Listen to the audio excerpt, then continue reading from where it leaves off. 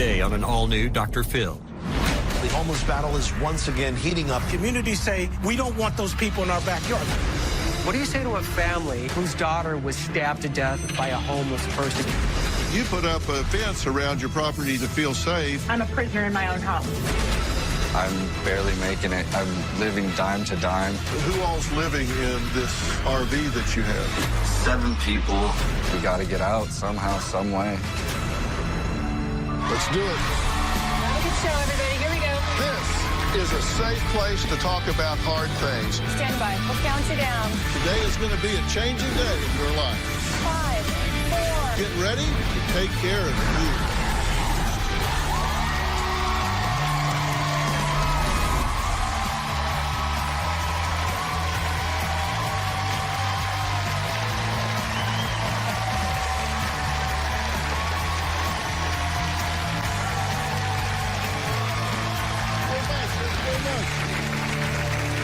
Today, we're continuing our conversation about homelessness in America. Now, the problem and the solution are hotly debated topics with passionate advocates on all sides of the argument. Here's what happened yesterday. If you've been in downtown Denver recently, you can't help but notice one of the many homeless camps lining the sidewalks. This is not just a big city problem. At first, it was a few homeless people. Now there's camps everywhere. How bad is homelessness? It's an epidemic. We have 1.2 million homeless children and 500,000 homeless adults. We talk about counting the homeless people as opposed to looking at the systemic causes and the systemic solutions to homelessness in America. Nothing ends homelessness like the home. The two biggest underlying causes are the lack of affordable housing and poverty. Is there any responsibility that you place on the people themselves rather than what the government's not doing? There may be substance abuse or mental health issues. Those are diseases. People are not responsible for diseases. What most people think homelessness is the homelessness you see, and that is the tip of the iceberg. A woman was brutally beaten by a homeless man at a Metro bus stop. One of the ways to help prevent homelessness is to prevent it at the beginning. And the best place to do that is at our public schools, so they don't grow up to be mentally ill on the street. I agree. I don't think you do agree with me, because you want to address it when they're already on the street. I'm advocating for children that do not have safe access to parks without stepping on drug paraphernalia. That is unacceptable. We cannot claim that homeless advocates have the moral authority saying that, nope, we're going to let them have open camping because we don't have enough shelters. Do taxpayers that have parks in their neighborhoods, do they have the right to the peaceable use and existence of that property? The answer is yes. If we sat down and actually talked to each other as human beings rather than people on a talk show, we're supposed to duke this out. Did you not want to be here? No, I do want to be here. You don't have to school us. We are actually talking. I'm not trying to school you. I'm trying to reach out to you. We have to step back and evaluate what is failing. Where you have these encampments, that creates a danger, Dr. Phil, to everybody in the community. So is criminalizing quality of life crimes like street camping and panhandling a solution to homelessness? It's a debate that has many divided. The first time in years, there are no homeless camps at LA's Echo Park Lake. The city says the recent sweep was a success, but critics say tonight the way the city handled it was a nightmare. I've never felt unsafe around my unhoused neighbors. I feel very unsafe now with the extreme amount of police presence that's here. It is night number 1 for a new and controversial homeless campsite in the city of Sacramento. This is triage. This is crisis response. It's essentially, this is homeless ER. It looks like a damn concentration camp. They're going to trash it just like they did the other places. People need a place to stay and somewhere that's safe and protected, so I think it's a good thing to have more spaces for people to live. A Texas bill, another step closer to becoming law. This would punish the homeless, requiring them to pay a fine in many cases for simply sleeping outside. The reality is this is completely impractical. The problem is there's just not enough shelter space. So if you're going to make it illegal for them to camp, the same people that sign those things also need to write checks on an alternative.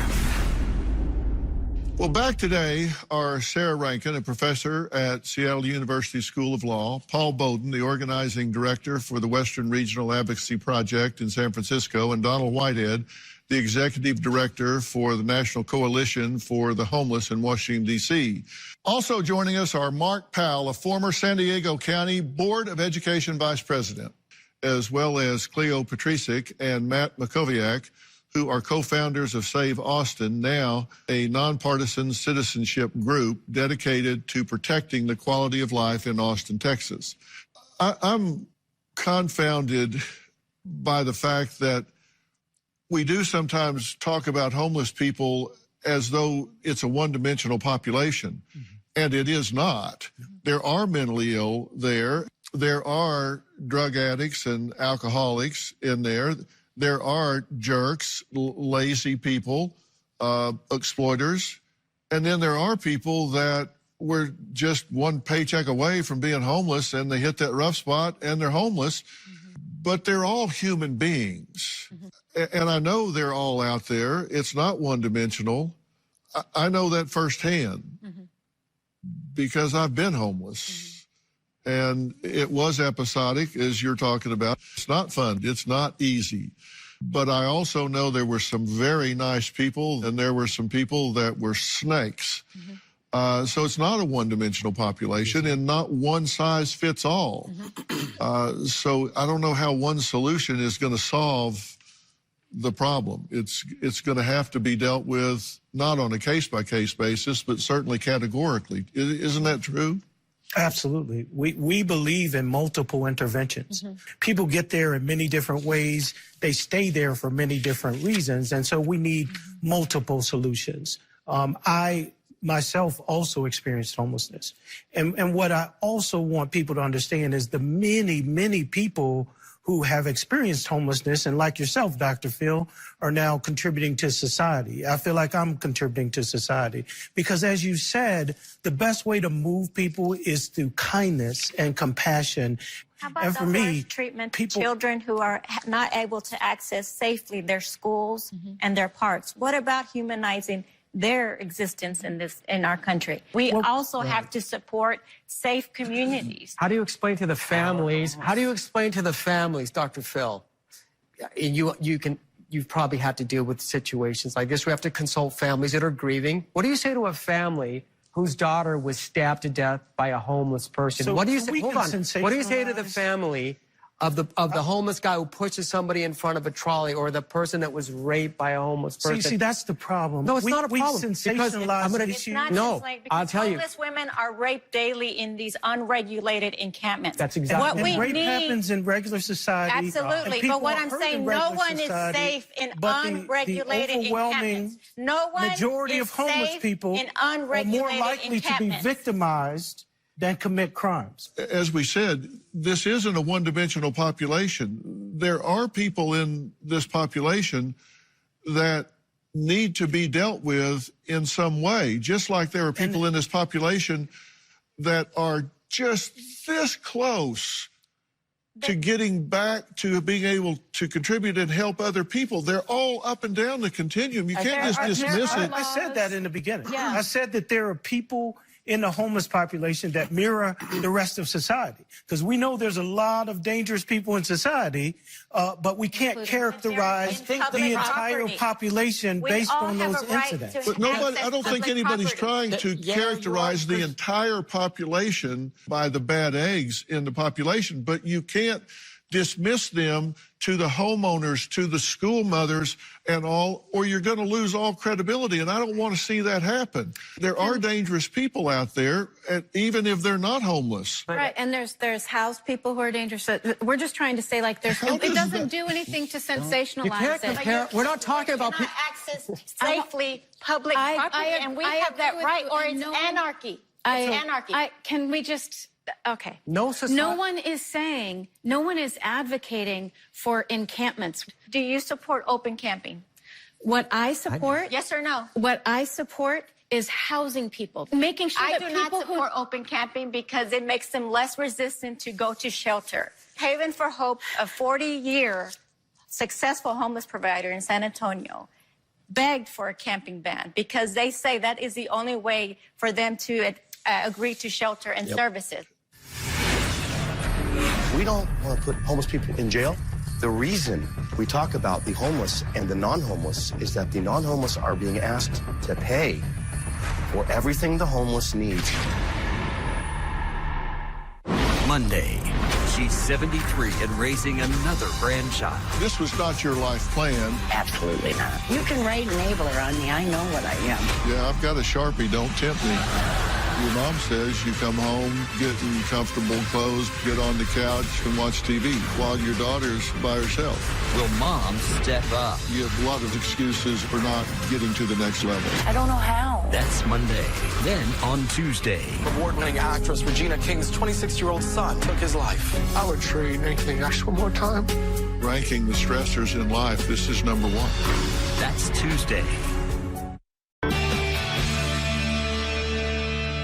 Jennifer's story made headlines after she says she was forced to take matters into her own hands to protect herself and her property from a nearby encampment. Let's hear from her. It's gotten so bad over the last year, and I'm just over it. Jennifer Wilkins has lived on Glass Plant Road for 10 years. She lives and works on the property. Wilkins says it used to be quiet, but now she feels like she's living in a post-apocalyptic nightmare. There was a drive-by shooting here a couple months back. Right there. That's 50 feet from my door. She says last year, 20 catalytic converters were stolen from her customers.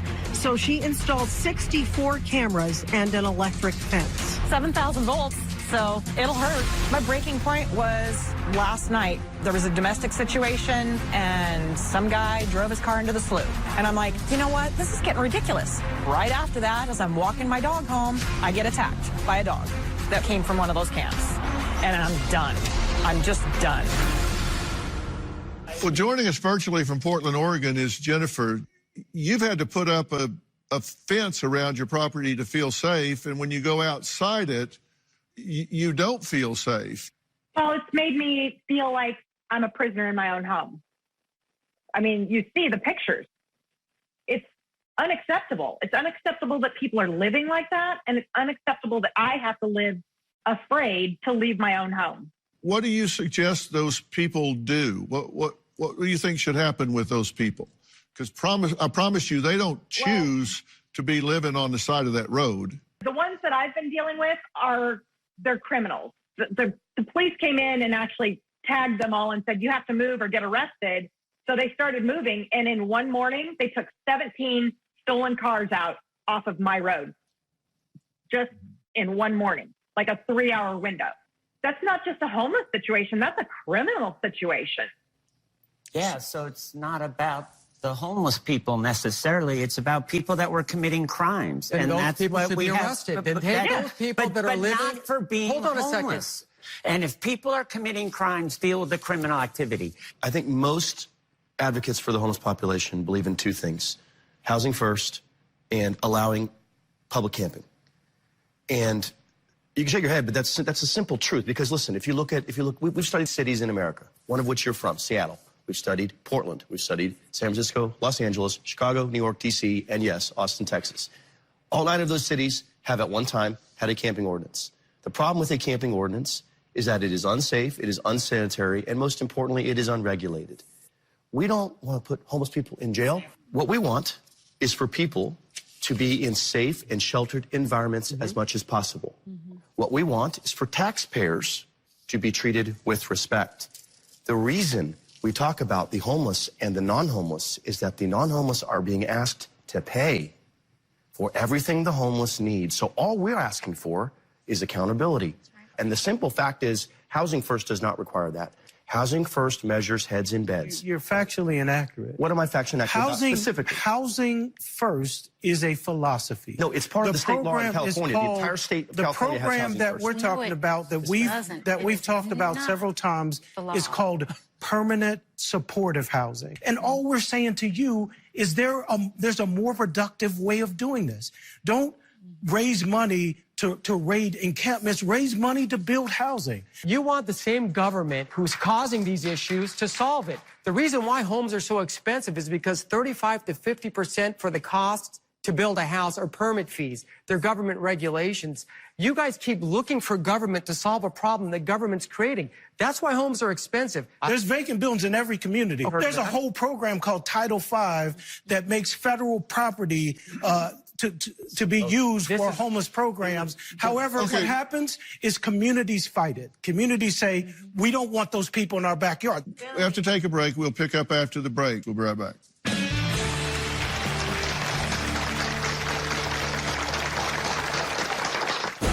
This deli owner shows us the 10 stitches in his head and a black eye from a fight last week. The city put 2,000 people that desperately need help in less than a 5-block area. Another effort to keep the homeless away. Someone put boulders on a sidewalk. I feel distraught because I don't know what happened to these people. I don't know if they're better off, worse off. One of the things that impacted me a lot, I was talking to homeless that were there, and I asked them, what is your biggest worry or fear right now? And a few of them said, middle-class homeless. They said, what's happened is now there are so many families that were one paycheck away from being homeless, that now that paycheck is gone and they are homeless. And they said they seem more organized. They absorb all of the resources at the food bank. They fill up all of the beds in the shelters. And by the time we get there in our normal pattern, there's nothing left. There's no food, there's no shelter. Well, today we're discussing homelessness in America, and one of the things that I don't want to get lost in this debate is that homeless people are human beings. Now, we've had people take an issue back and forth with using the wrong term or what's the right thing. I don't think anybody means any disrespect. I think it's just a matter of what's the right terminology to use. I want to say I'm here to learn. So if I make a mistake in my terminology, it's a mistake. It's not a intended disrespect. So the question that I have for everybody is, do we really know what the answer is? And do we know that we're not doing harm? The idea is not to win an argument, it's to solve a problem. And there's a big difference in how you approach the situation if you're trying to solve a problem instead of just win out an argument. And if you've got a 90% success rate, and that's measured by whether somebody's willing to keep a house you give them.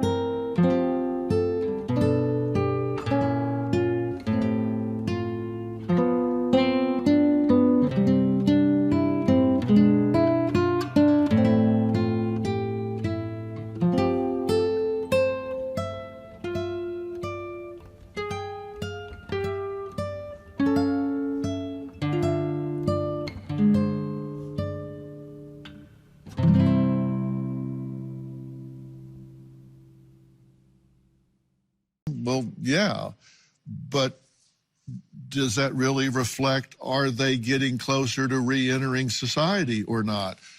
And that's not 90%, but it does seem to be moving in the right direction, right?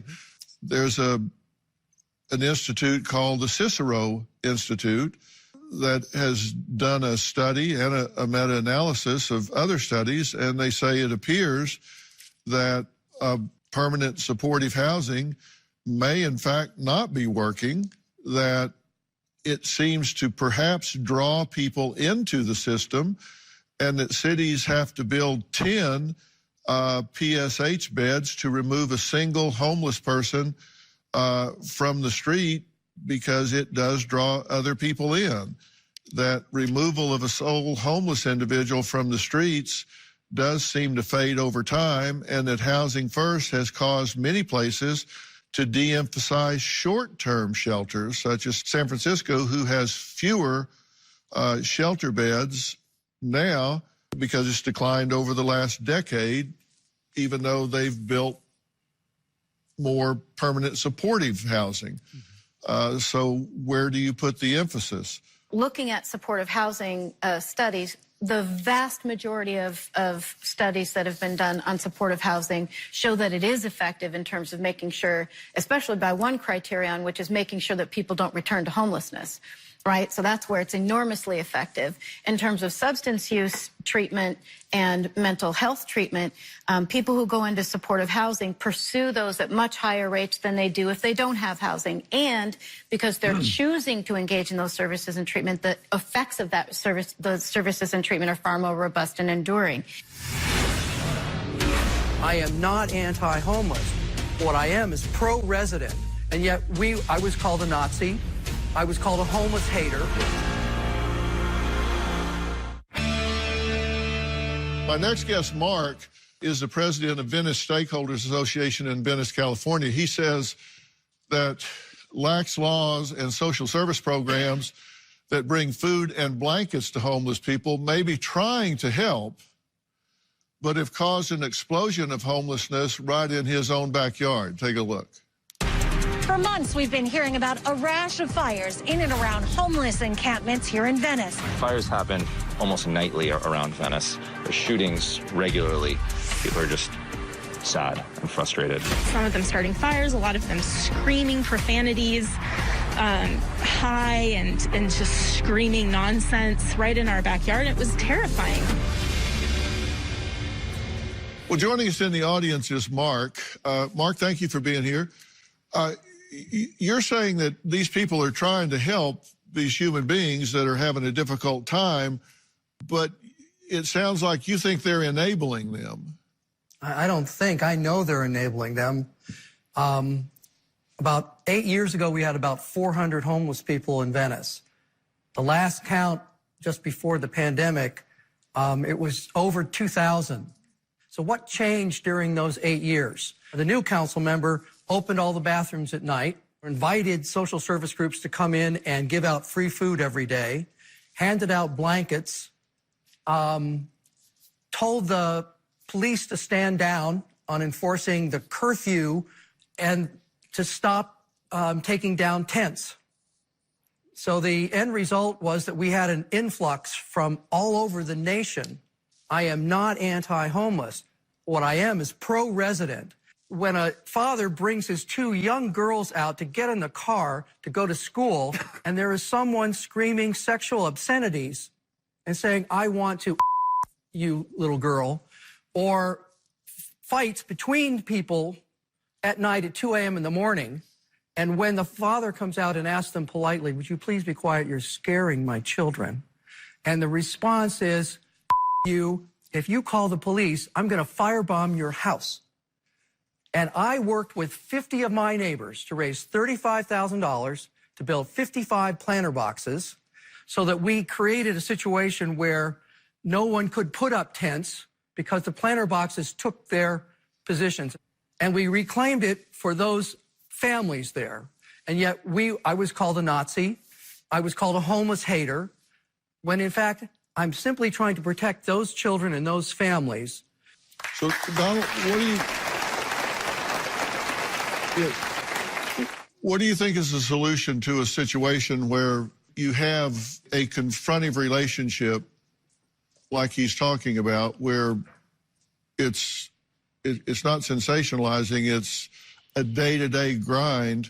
Well, first of all, I would say I'm sorry you and your community had to endure that, but the answer isn't just to move people away. People who are outreach workers, who can gradually get people into services by capturing information, they came out and did that, and that helped to resolve that problem. We need more of that. One of the things from the mental health side that I'm concerned about is self-attribution and the pride of ownership. Because I think it's very important. I think we learn about ourselves the way we learn about other people. We learn about other people by watching what they do, and based on that, we attribute certain traits and characteristics to them. Somebody shows up every day early and unlock the office, turn on the lights, mow the yard, whatever. We attribute them as being really buttoned up, go-getter types, and that's what we attribute them. Same thing with ourselves. Our children, as they grow up, they watch themselves master their environment. They walk into school that first day and say, I did that. Went in there by myself, and I laid on my rug and took my nap. I did all of this. That's how we form our self-image and self-esteem and self-worth. And I think it's important for people to feel like I've earned what I have. I wasn't given what I have.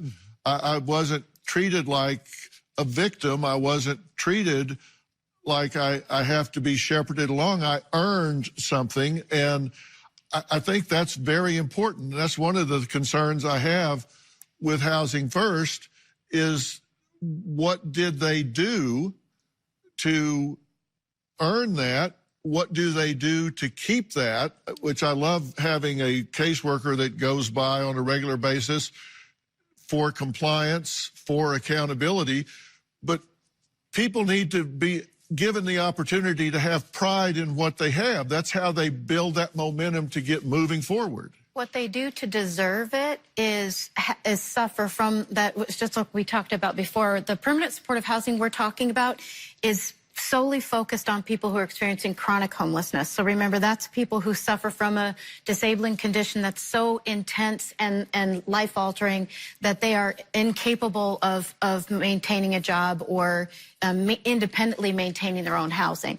So we don't. There's no point in trying to incentivize people who have such a deep chronic disability where that disability needs to be addressed, and really their underlying human needs need to be able to be addressed. We're not demonizing homeless. They're not saints or demons. It's the behavior. We built an app that really acts like a Yelp for homeless services to put the answers people need in the palm of their hand. Closed captioning provided by... My next guest is Pastor Wayne Walker. He is the CEO and pastor of an organization called Our Calling in Dallas, Texas. He has developed what I think is an amazing app to help people who are homeless, whether it's long-term, short-term, whatever. And joining us virtually is Pastor Wayne. Thanks for having me on. Really appreciate the lively discussion you guys are having. Yeah, you say that from there. No, I do too. I think we've had a great discussion here. Wayne, tell us about Our Calling. Our Calling is a discipleship ministry for the homeless community. A bunch of churches kind of got together and we worked together on two questions. One is we work spiritually with folks and really want them to connect to the Lord. But secondarily, it's how do we help them get off the streets? And we get a lot of people off the streets. We specifically work with those unsheltered individuals, the ones you're talking about in those encampments, people that are living in their cars, people that can't get into shelters because there's not enough room. We have street outreach teams out every single day. And then we have this giant facility where we have hundreds of people come in every day to work with all those service providers you guys are mentioning, from mental health care to physical health, really trying to connect them with long-term strategies to end their homelessness. Well, Robin and I live in Dallas, and we have learned about this amazing app that you've developed, and it is a great way to connect. And tell us about what it does and how it works. So in all the discussions you guys are having about services and who needs what, and those people that you just became homeless, or those who want to get out of it, or those who recently got into housing and need access to services, there's a big disconnect where people can't find them. So we built an app. It really acts like a Yelp for homeless services. It's got over 100,000 agencies listed across the country to really help people find the services that they need. Now it's got this nationwide database of service providers all over the U.S., and it creates a solution-oriented approach. So before COVID, the app was delivering about 4,000 referrals a week. Now it delivers about 65,000 referrals a day across the country, and it's a great way for all these pieces to come together to put the answers people need in the palm of their hand. Congratulations on that. That is a really proactive thing. And I'm going to put a link to our calling on our website, because I know this all doesn't happen free, and if people want to make a donation, I'm going to put a button there that they can do that for, to support our calling. And Robin and I are going to be the first ones to hit the button. So we'll do what we can to help out. And I look forward to meeting you real soon, Pastor Wayne. Robin and I'd love to meet you when we're in Dallas, so we'll look forward to that very soon. Anytime. Thanks so much. Next, I traveled right outside of L.A. to visit a homeless family, up to 7 people at times, living in a 270-square-foot RV after a medical emergency left them stranded. It's interesting how many people wind up on the street because of a medical emergency. You know, we are in a society of double-income families, and if one gets sick, sometimes that's all it takes for them to fall out and no longer be able to sustain things. You're going to be really interested in this hardworking, nice family. We'll be right back.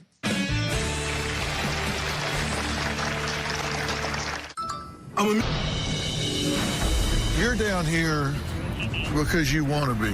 Absolutely. I can't think of another place I want to be other than being here for these people. When I first got here, it was very daunting, but after a while, I became very comfortable. This is home to me. You have rival gangs who come in and work together in harmony to sell drugs to the people here, to keep them on an endless spiral of addiction and make the hard work of the service providers that much more challenging. The biggest thing I want to show these folks is love from a place that a lot of them have been taught not to expect it, and that's from a law enforcement officer.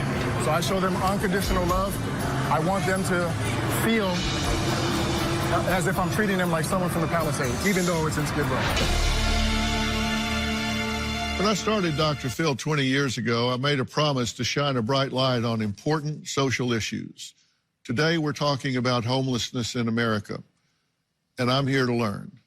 This is a human tragedy, and I wanted to put a human face on this crisis, so Robin and I traveled to a homeless community outside of L.A., where I spoke with Ryan and his wife, Nikita, for a very raw and real conversation about the circumstances that left them with no home and really a sense of helplessness.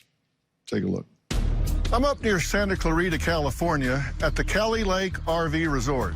This is a place that has about 300 homeless people. You'll see, looking over my shoulder, a lot of RVs, a lot of trailers. These are homeless people. They all want to do better. They all care about each other. Many of them have jobs and are working every day, but they just can't quite get above that line that puts them back in the mainstream of the world. You won't see a lot of mental illness here. You won't see a lot of alcoholism and drug addiction. What you're going to find is they don't fit the stereotype. Well, Ryan, Nikita, I appreciate you letting me come today and talk to you here. This is a place you found when you were really desperate to get off the street, right? One guess. Well, I'm interested in finding out how you got to this point in your life and what your vision is for getting away from it. So we're going to sit down and talk about that. Sounds good. I'd appreciate that. Thank you. So how long have you been here? Just about a year, maybe a little over. Uh-huh. We've been moving around. We started out in our little condo, and we lost that. We were on the side of the street for a little bit, went to a different campground, couldn't stay there because they had time limits, and then we found this place, and we've been here and trying to get back on our feet. What happened that you were unable to retain a 4 walls and a roof over your head? I got sick, and they still are not 100% what happened to me, but my immune system turned off. So medical crisis. Yes, and that was the first hiccup. COVID hit. I was way behind on bills as it was, and then COVID came in. I lost overtime, I lost hours, and it's just been a snowball downhill. Yeah, it's really interesting. If you look at the statistics of why people get into major financial crisis, the #1 reason is medical emergencies. I cashed in everything which I had, retirement, stocks, whatever I could, because I wanted my kids to have a roof, my family to have a roof over their heads. There is a stereotype of homeless people, and it is that they're unmotivated, drug addicts, drunks, some mentally ill, and I have to say in all candor that does describe a portion of homeless people, but you seem to not fall into that category even a little bit.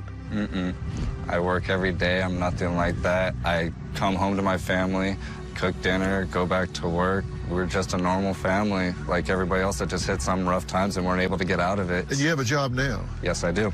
And if I could ask, how much money do you make? Do you get paid by the hour? I get paid by the hour. I make $27.50. But with a family in California, I'm barely making it. I'm living dollar to dollar, dime to dime, trying to figure out which bills need to be paid, which I could get away with pushing off a little bit so I can have food for my family, make sure I have gas to get to work. So now you're living here, and who all's living in this RV? This is where we live. This is our 27-foot RV. It sleeps 7 people. This is the master bedroom. This is where me and Nikita stay. It's our little tiny space. This is where our daughter Artemis sleeps. This is where another one of our sons sleeps. This is where our other daughter sleeps. And then if you follow me back here, this is where my mother-in-law and another one of our sons sleeps. It's made a home for us and our family. What is your biggest barrier to getting into a condo, an apartment, a house, some kind of permanent living arrangement right now? It's the deposit, because you have to save up for your first month and last month rent, which makes it hard. Banks won't take me because they don't see it as a feasible loan. My credit isn't where they want it. When we had the cash before buying the RV, we were trying anywhere and everywhere, and getting even a call back or a response back was just ridiculous. How are you going to get from where you are to being able to have a quality of life that reflects the hard work that you're doing? That's where we're stuck. That's where we're stuck. All I could keep telling myself is just keep working and saving what little bits I can. We got to get out somehow, some way. Are you gaining on it, or are you losing ground? We're gaining. We're gaining a little bit. It depends. I lost my truck because it got totaled in a car accident. As I feel like I'm getting a little bit up, something brings me right back down to zero and negative. So despite the fact that you're working every day, you do feel like you're failing them? More than anything, because I can't provide a proper life for them. I feel like I could give them more, you know, like I'm fighting if I could feed them at nighttime, and no kid should go hungry, and it's a horrible feeling knowing if your kid's gonna make you dinner tonight, you know? Do they feel like they've got a bad situation? They miss their homes. It's hard on them. Like, I know they get stressed from it because kids pick on them when they find out they live in a trailer. Kids are mean, they're cruel, you know? They have no filter. Do they make fun of them, ridicule them? Yes, very. What do they say to them? Oh, you're poor, you live in a trailer park. My son's homeschooled now because of it. Do you ever get to the point where you feel like any part of the stereotype is right about homeless people, that you are less than, that you don't measure up, that you can't cut it? Sometimes it comes and I think about it, but I can't believe that because then I failed my family, but it crosses my mind all the time. It's hard to understand why we're here. Do you ever wonder, I married the wrong guy? No, I don't. Because I was there before this happened, and I know when I was with him and we were together, we were a team. So we went down together, we get lifted up together.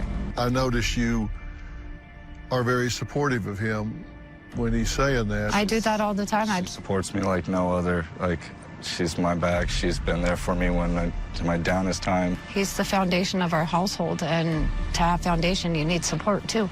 You got to keep your head up and and know who you are, and don't let anybody define that for you. And we're trying to bring attention to and work on this, and I am really proud that you trusted enough to sit down and talk to me and tell me your story.